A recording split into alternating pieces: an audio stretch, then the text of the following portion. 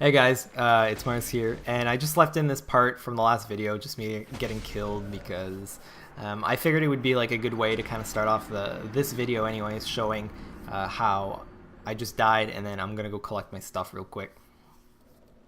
So this video is going to be a short one. I sped this up just going to get the souls because it's really boring, and then I realized Lautrec wasn't there, like I said in the last video, and then when I come back, he's there again, so I don't know if he went to like take a shit or something, or he just had to go to the bathroom and he takes like forever with his armor to like take off or whatnot. But anyways, it was weird to see him kind of not there. I don't think I noticed that before, and I don't know what he does. It's not necessarily something that's like in the story or in the game or anything, so it's really curious anyways. So I'm just gonna get my souls, then I'm gonna walk into Blythetown, which is kind of the area through here, and just talk about that a little bit. And then I'm going to do some sorcery this episode. So I set myself up so I could actually get all the sorcery I needed to kind of test it out. And then I just go collect a little bit of extra stuff. Not necessarily anything super important, but I'm setting myself up to actually fight the Black Knight that I didn't in the beginning, like the first Black Knight that I've seen. So that's what the next episode is kind of going to start off with anyways. But apart from that, the game's going well. I eventually am going to set myself up to fight the Capra Demon. If you guys want to help me with that, just leave a comment, your gamer tag, or send me a message on Xbox or whatever, and I'll get one or two of you guys in here. Because these are pre-recorded, and I pretty much wait for the response. Like I had no choice in recording kind of 3 episodes in one, just because of the way I was able to record like a whole hour at a time, and then I just split it up into 3 different parts. This is what you're watching right now, is like the second out of 3 parts. It's easier to record that way, and I can like really manage well how I want to split my episodes. Like the last episode was longer, this one's going to be a bit shorter, like close to the 15-minute mark, and then the next one after that will be the same. But I like recording like that and splitting it up into like what the more important parts are, and then I can focus on like a shorter episode if I have to. And I think it's easier for you guys to watch a shorter episode anyways. Not everyone has the time to watch like 30 minutes or 40 minutes of footage. Like I just put out a Final Fantasy video that was like 40 minutes, which went far too long, but it seemed to like to be able to split that up just didn't make sense to me. So sometimes you got to go with the longer stuff, and sometimes you go with the shorter stuff. So it's all about kind of like figuring out how I can do it or whatnot. And yeah, that's why this one is a little bit shorter. And that night, I actually get a lot of stuff done. Like I wrap up a lot of things, go get a couple extra items or whatnot that I guess I didn't get in the beginning. But yeah, anyways, this is Blythetown. I just want to talk about it for a minute. It's what's known as like the laggy part of the game. The game is by no means like completely smooth, but once you get into Blythetown, it gets really frame ratey and choppy. It gets really tough to handle sometimes. I guess on the PC they fixed this. Like Blythetown isn't as laggy as on Xbox anyways.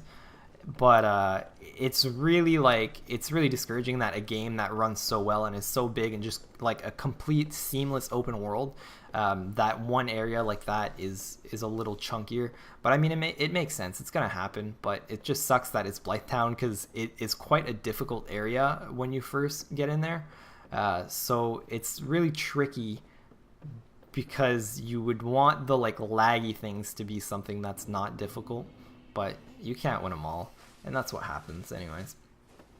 So yeah, I'm gonna make my way and get some of the sorcery, and it's quite useful as far as like I'm using my bow, so using the sorcery as well, like from a long range, is going to be quite helpful and do some damage or whatever.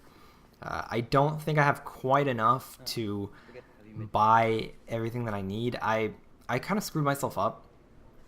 I bought like a wand, or the catalyst, I guess, as it's called here, and I didn't need to. I didn't realize I would so quickly go to actually get where the wand is, or the catalyst, I'm sorry, in the next episode. Like I got there really quickly, and I didn't think I would get it so quickly, so I kind of wasted 500 souls on buying one because I acquired one anyways.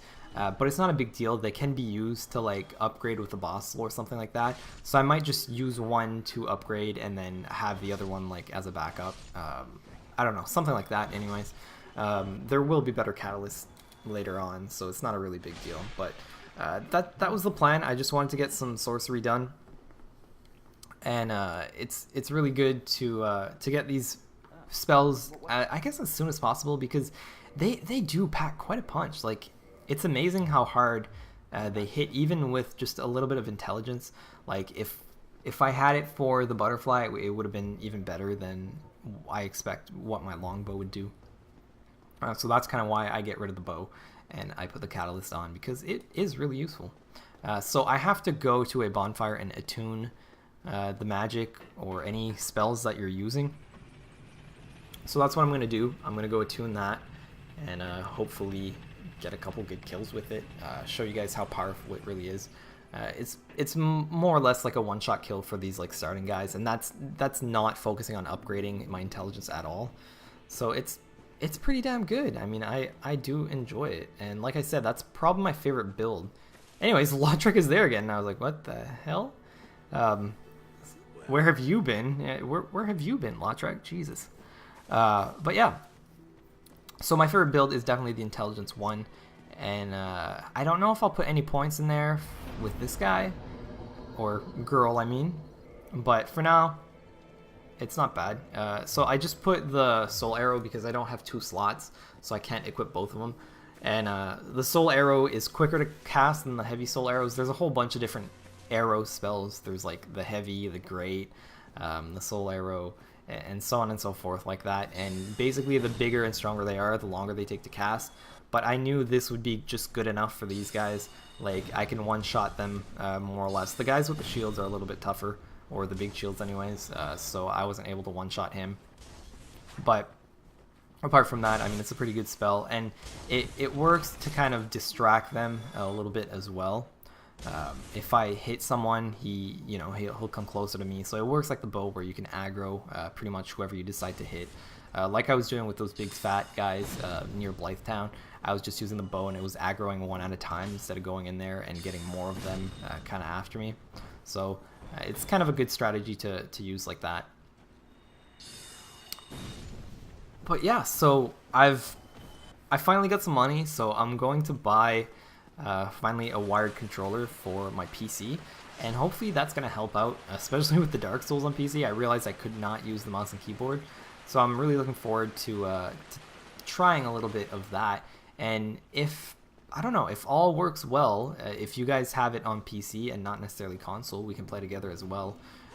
There's the DLC, so there's like a straight PvP thing, so I might do some PvP videos if you guys are interested in that, because in here, in the Prepare to Die DLC, there's like a strict PvP arena where you can actually get together in PvP with some people, as in where when you're playing the game, like here, you have to be human and you have to wait to be invaded, or you can go invade another world. So that's kind of how it works. So I think just using like the PvP arena is something I would prefer doing rather than kind of waiting to be invaded or whatnot, which I'm sure I will be invaded at some point, so you guys can see that and have some fun watching me probably get my ass kicked, because I'm really not good. Not a big deal, but it's not my forte because of the internet connection, and the way the game works is there's a lot of lag that goes on in multiplayer, and there's not really anything you can do about it. There are like things, basically backstabs, that people call lag stabs, because just the lag makes it so you get backstabbed sometimes, like you don't even see it coming. Like there's absolutely nothing you can do about it. It's just the person's connection that makes it so, and it's really cheap, and that's kind of why I've stayed away from PvP.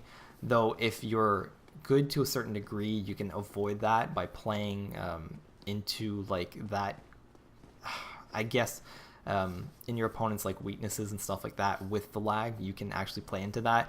You can get some really lucky parries, but the timing is completely different than fighting just these regular guys. So I still haven't gotten it because I haven't done it enough, but maybe on the PC, because there will be like strict PvP arenas and whatnot, like through the DLC. If that's the case with the PC, I know it is with I know it is with the Xbox version, then maybe I'll try my hand at some PvP and get decent at it. Because I'm not terrible at the game. Like, I know how it works, and I can be smart at it if I want to. And that's one thing about me in video games is I may not be like really good at certain games. Like, I'm never going to be the best at any game, but I'm pretty smart at every game I play.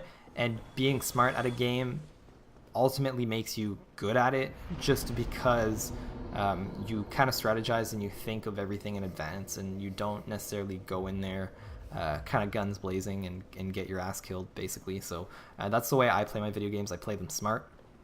I make sure I kind of take my time and learn how the mechanics of the game works, and not necessarily just go in there and kind of use the mechanics. I make sure I know how they work and how how everything functions and how everything goes, and that's definitely how I prefer playing my video games. So that's what I've done pretty much since playing, I guess, first-person shooters, because I'm not really good at any shooter, but because I play smart, I get by pretty well. So I'm not one of these guys that can run in and shoot and just kill everything. Like, I do have to kind of strategize and be smart about it. And the fact that I've done that since playing Call of Duty really has taught me to do so. And multiplayer anyways, Gears of War and whatnot. So it's always helped me, and it's always been kind of beneficial to my playing, and through that it's gotten me to be better and better. So that's kind of the way it goes for me. I just bought some more arrows because I can always use some arrows. They're pretty handy. And I think I'm going to wrap up by getting another item, and then I will move to where the Black Knight is, so I can tackle that next episode. There's still a couple minutes. Worry not, I'm not saying my goodbyes just yet. I'm going to go get an extra item up here. And there is a little, I don't want to say glitch, there is a little cheat to get down to an area before time. And it's not necessarily, I don't know, it seems like the game has these little cheats, like the farming glitch. It seems like it was put in there on purpose. I'm not sure if it was, because they react exactly the certain way. Like, you kind of go hide behind the stairs and they jump off. But there is a little glitch here that you can actually fall off and go into a different area, which I'll be in next episode anyway, so it's not a big deal. But you could go there as early as like your first time out of Firelink. So for those who want to see that, I'm sure you can find it online like really easily. But apart from that, I'm not going to show it because I'm really terrible at it, because it takes a little bit of patience, and it's kind of like a platforming jump. And I'm really not good at those. There's quite a few shortcuts in this game, actually. There is one in the depths that is quite like a tricky jump, but people get it. Like people like Vegeta and Epic Neighbor, like they know the jumps, and they can do that really easily. I'm not one at doing that at all. I am terrible at it, so I don't try my hand at it at all. But anyways, it's there if you guys want shortcuts and whatnot. You can find those easily. But yeah, so I'm almost at the Black Knight, and I'm not going to have a problem with him at all compared to what I would have had if I would have tried him right away, basically, when I get there for the first time. So I'm glad I waited. It's not super beneficial to wait. You can get around him and kill him, but it's just safer to wait until you're leveled and feel a little bit more confidence. I mean, part of your skill is your confidence, and if you are confident, then you're gonna like persevere, and you're gonna be able to basically like overcome any challenge you have. And that's definitely the thing. Like, I was not confident to do that right away, and I would have probably played like I wasn't confident, and that would have probably cost me in the end. So I just decided to wait, and now that I'm completely confident, I'm not gonna have a problem with it. So that's my mentality anyways. So if you guys enjoy this, remember to leave a like and comment. If you want to play, let me know in the comments, because we will get some game time together, and it'll be fun. So yeah, I hope you've enjoyed this, and I'll see you next episode where I take on the Black Knight and a couple more things.